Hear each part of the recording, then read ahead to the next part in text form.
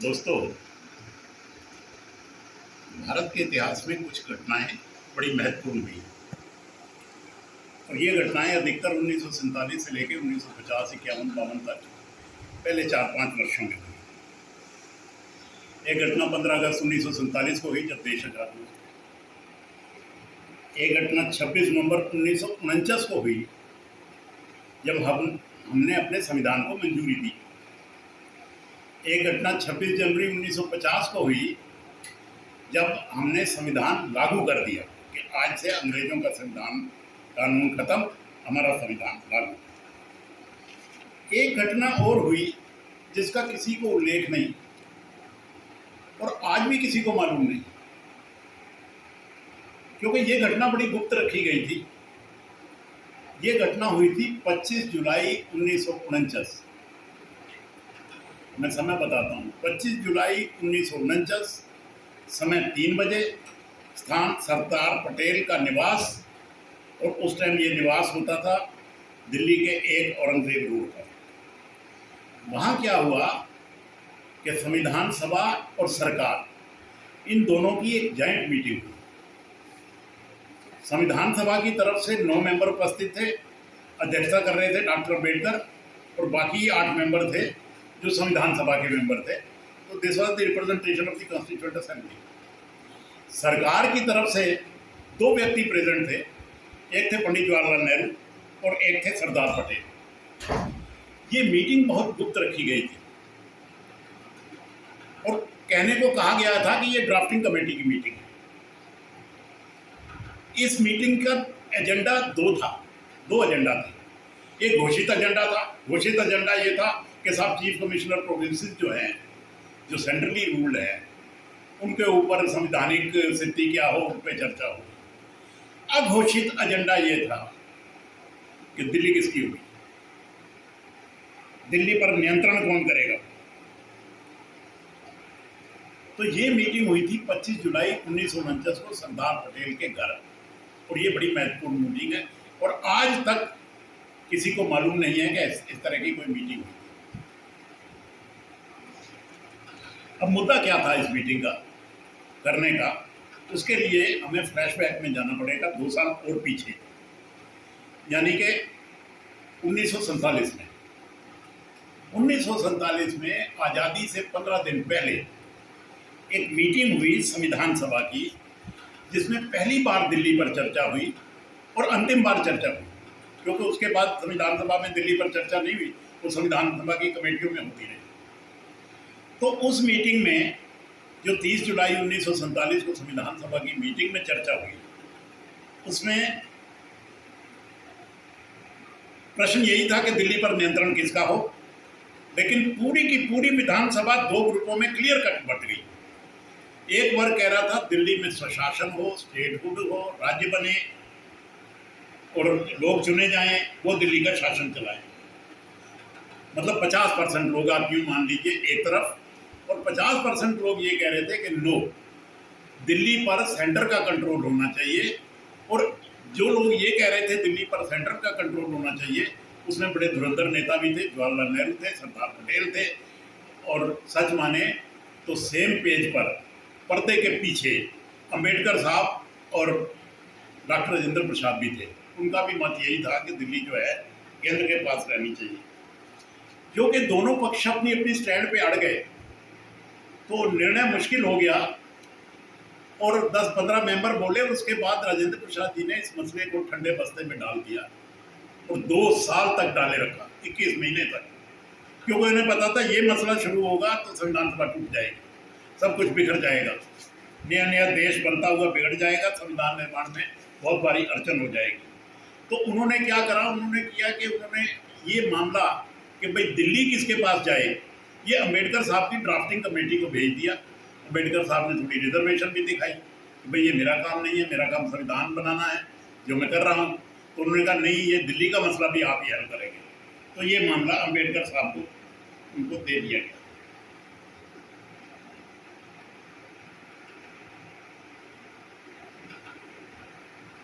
अब इस कमेटी में निर्णय क्या हुआ? इस कमेटी में निर्णय ये हुआ, ये जो जॉइंट कमेटी हुई, कि दिल्ली का राज्य का दर्जा देंगे। उन्होंने कहा नो, कि दिल्ली में एक और सरकार होगी, तो कमेटी ने कहा नो। दिल्ली में गवर्नर होगा, राज्यपाल जैसा राज्यों में है, कमेटी ने कहा नहीं होगा। दिल्ली में मुख्यमंत्री या विधानसभा नहीं होगी, दिल्ली में स्थानीय स्तर पर अलग से प्रशासन, तो इस कमेटी ने कहा यस, अलग से प्रशासन हो सकता है, लेकिन कोई विधानसभा, कोई मुख्यमंत्री, कोई गवर्नर, कोई असेंबली, ये सब नहीं होगी, एक ही सरकार होगी, वो संघ की सरकार। अब ये मीटिंग बड़ी गोपनीय थी। मीटिंग में केवल 1 दर्जन लोग उपस्थित थे।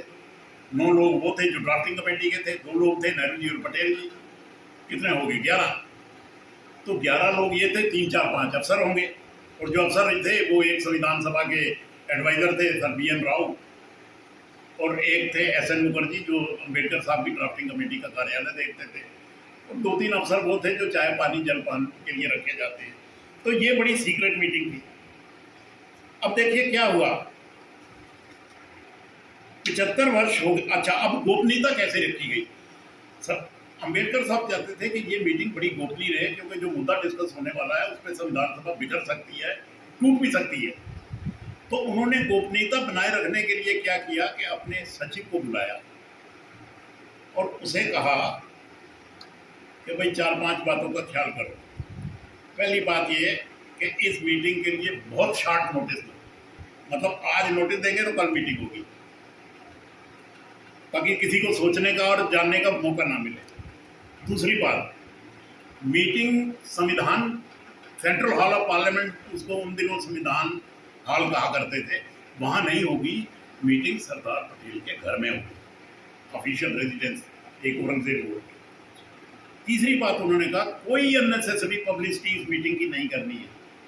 चौथी बात उन्होंने कहा कि ये मीटिंग का नाम रखा गया है ड्राफ्टिंग कमेटी की मीटिंग। इसमें अगर ड्राफ्टिंग कमेटी की मीटिंग है तो नॉन मेंबर नहीं आ सकते, इसलिए स्पेशल इनविटेशन भेजकर सरदार पटेल और जवाहरलाल नेहरू को भी इस मीटिंग में विधिवत रूप से एज मेंबर आमंत्रित करो, ताकि वो मीटिंग में अपना योगदान दे सके, बोल सके एक मेंबर की तरह। तो इस प्रकार ये गुप्त मीटिंग हो गई। संसद भवन से 2-3 किलोमीटर दूर एक प्राइवेट बंगले में हुई। किसी को मीटिंग की जानकारी नहीं है, आज भी नहीं है, लेकिन ये मीटिंग शर्तिया हुई। 75 साल हो गए इस देश को आजाद हुए। कितनी संसद आई, कितनी सरकारें आई गई, किसी को इस मीटिंग का पता नहीं। क्यों नहीं पता? है ना हैरानी की बात। मीटिंग में तो बड़े महत्वपूर्ण निर्णय लिए गए थे कि दिल्ली में अलग से सरकार नहीं होगी, कोई विधायिका नहीं होगी, कोई मुख्यमंत्री नहीं होगा, कोई अलग से पैरेलल और कंकरेंट गवर्नमेंट नहीं होगी। फिर इस मीटिंग की जानकारी क्यों नहीं हुई?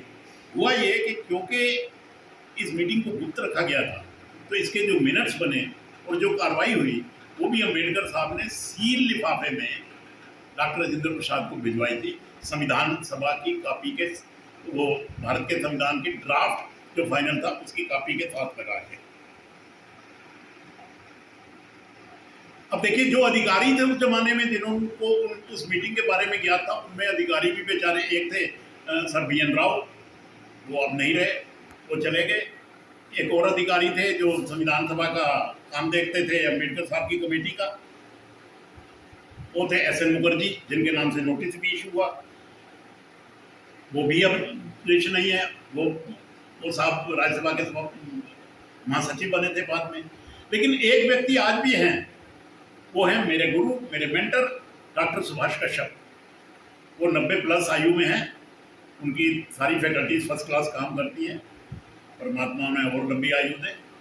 कश्यप साहब इस मीटिंग में नहीं थे, लेकिन उनको इस मीटिंग के बारे में पूरा ज्ञात है, उनको पूरा मालूम है यस ये मीटिंग हुई थी और उसमें ये निर्णय हुए थे। अब सवाल ये होता है पैदा कि भाई 75 साल हो गए, संविधान निर्माण का काम पूरा हो गया, संविधान लागू हो गया, संसद आई गई, सरकारें आई गई, दर्जनों बार लोकसभा में, राज्यसभा में, पार्लियामेंट में दिल्ली के मुद्दे पर अलग अलग समय पर चर्चा हुई। कभी भी किसी गृह मंत्री ने या प्रधानमंत्री ने इस मीटिंग का जिक्र क्यों नहीं किया जिसमें सबसे महत्वपूर्ण निर्णय लिया गया था? क्योंकि ये निर्णय उनसे छुपा रहा, उन्हें मालूम ही नहीं चला। जो शुरू के मेंबर थे, जो 1952 से लेकर 57 तक की लोकसभा के सदस्य थे, उन्हें मालूम था लेकिन जब वो पीढ़ी चली गई और उसके बाद वाली सेकंड असेंबली जो है 57 से 62 वाली जो संसद है उसकी पीढ़ी चली गई, तो लोगों के दिमाग से ये बात भी भूल गए, इसलिए अब किसी को याद ही नहीं रहा। तीसरी बात है क्योंकि ये प्राइवेट बंगले में हुई थी मीटिंग, इसलिए भी किसी को इसकी भनक नहीं लगी थी।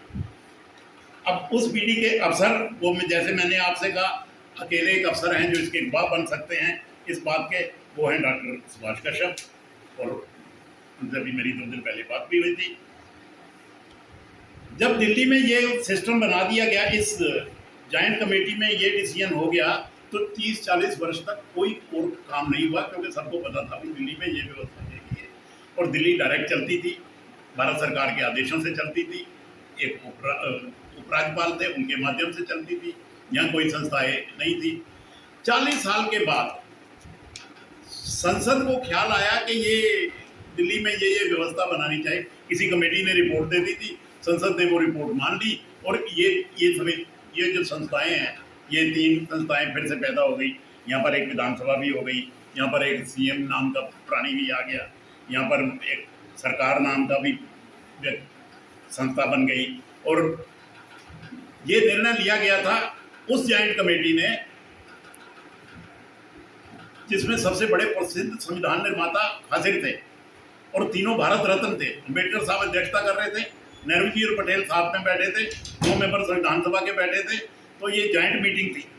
अब सवाल ये है कि जब ये निर्णय संविधान सभा और ये कर चुके कि दिल्ली में कोई और पैरेलल कंकरेंट गवर्नमेंट नहीं होगी, तो ये गवर्नमेंट कैसे पैदा होगी? संसद ने कैसे इसको मान लिया? संसद ने कैसे संविधान सभा के निर्णय को पलट दिया? अब कुछ संवैधानिक सवाल उठ सकते हैं कि क्या संसद संविधान सभा के निर्णय को पलट सकती है? तो मेरे विचार से कि भारत की संसद को यह अधिकार है कि वो आर्टिकल 368 के अंतर्गत संविधान को बदल सकती है, और उसने बदला भी है, तो ये तो वो कर सकती है। तो अगर ये संस्थाएं दिल्ली में बन गई, मुख्यमंत्री की, विधानसभा की, सरकार नाम की, तो ये गलत तो प्रतीत नहीं होता, ये तो ठीक प्रतीत होता है। एक सवाल और पैदा होता है, क्या संसद संविधान निर्माताओं, जिनमें 3 भारत रत्न भी शामिल हैं, और सरकार की कलेक्टिव विजडम को चुनौती दे सकती है? अब ये उनकी सोच थी, अगर उनकी विजडम को चुनौती, अब ये डिबेटेबल सवाल है।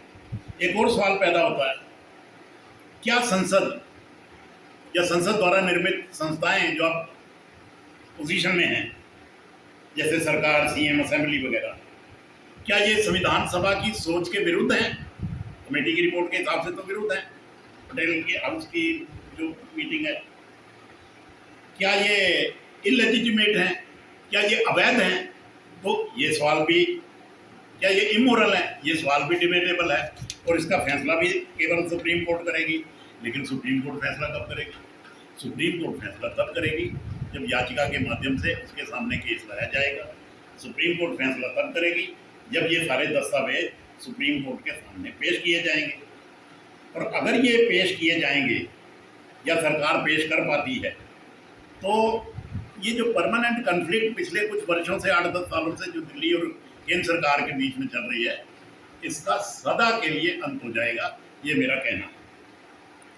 तो आज की मेरे इस वीडियो टॉक से मैं ये नहीं कहूँगा कि आप इसे पसंद करिए, लाइक करिए, लेकिन मैं एक प्रार्थना आपसे करूँगा, इसको वायरल करिए। देश के लोगों को हक है जानने का क्या हुआ था उस मीटिंग में, और अगर एक निर्णय हो चुका है तो वो निर्णय सार्वजनिक क्यों नहीं हुआ? संसद और विधानमंडल और सांसद अंधेरे में कैसे तीर मारते रहे 50-100 साल? ये निर्णय देश वालों को पता होना चाहिए। आज भी किसी को नहीं मालूम कि इस बारे में निर्णय हो चुका है। संविधान सभा और सरकार मिलकर ये निर्णय ले चुकी है। आज भी कोई नहीं जानता कि 3 आदमियों ने की कमेटी ने क्या निर्णय दिया था। तो इसलिए मैं चाहूँगा आप इस टॉक को वायरल करें, ज़्यादा से ज़्यादा पब्लिसाइज करें। आप पसंद करें ना करें, ये आप करें। धन्यवाद, थैंक यू वेरी मच। आपको दिखाना चाहता हूँ, ये पुस्तक है जिसमें डॉक्टर सुभाष कश्यप, जो कई वर्षों तक लोकसभा के महासचिव रहे और जो नेहरू जी के ज़माने में संसद में कार्य किया करते थे। ये पुस्तक मैंने उन्हीं को समर्पित की है और आज की तारीख में वो इस बात के गवाह हैं कि ये मीटिंग हुई थी। मैं आपको दिखाना चाहता हूँ, ये देखिए, ये वो नोटिस है, इसके नीचे दस्तखत हैं एस.एन. मुखर्जी। इस नोटिस में लिखा गया है कि आप सब सरदार पटेल के घर में फलां तारीख को इतने बजे आइए। ये मीटिंग का नोटिस इशू हुआ था। इसका मतलब मीटिंग वाकई हुई थी। मेरे पास कुछ और कागज भी हैं जो प्रूव करते हैं मीटिंग हुई थी और वो निर्णय हुए थे, और मैं इसको चुनौतीपूर्ण तरीके से कह सकता हूँ कि वो हुए थे। ये दूसरा डॉक्यूमेंट है। एक डॉक्यूमेंट और है जो अम्बेडकर साहब ने रिपोर्ट भेजी डॉक्टर राजेंद्र प्रसाद को, तो उनकी रिपोर्ट का वो अंश है जो दिल्ली के बारे में है, और वो अंश ये है कि so far as Delhi is concerned, ये देखिए, ये so far as Delhi is concerned as the capital of India it can not be placed under local administration. तो अम्बेडकर साहब तो कोई यहाँ और सरकार के पक्षधर ही नहीं थे, वो कह रहे थे लोकल एडमिनिस्ट्रेशन हो सकता है। ये उनकी रिपोर्ट का वो अंश है जो रेलिवेंट है हमारे इशू के लिए। तो ये डॉक्यूमेंट मैं 3 आपको दिखाना चाहता था। ये डॉक्यूमेंट मेरी इस पुस्तक में है, और ये जो पुस्तक लिखी गई है इसको छापा है नेशनल बुक ट्रस्ट ने। नेशनल बुक ट्रस्ट भारत सरकार का पब्लिशिंग हाउस है। नेशनल बुक ट्रस्ट इस तरह की पुस्तकें तब तक छापता ही नहीं जब तक वो एक्सपर्ट की कमेटी उस पर ये ना कह दे कि ठीक है छाप दीजिए, इसमें जो पोर्शन बताया गया है वो ऑथेंटिक है। तो ये पुस्तक छपी है नेशनल बुक ट्रस्ट द्वारा डॉक्टर अम्बेडकर में, और इसलिए मैंने इसका नाम भी रखा कि आर्बिटर ऑफ दिल्ली डेस्टिनी। इसका मतलब ये होता है कि दिल्ली की किस्मत के भाग्य विधाता डॉक्टर अम्बेडकर है, आज़ाद भारत की दिल्ली के।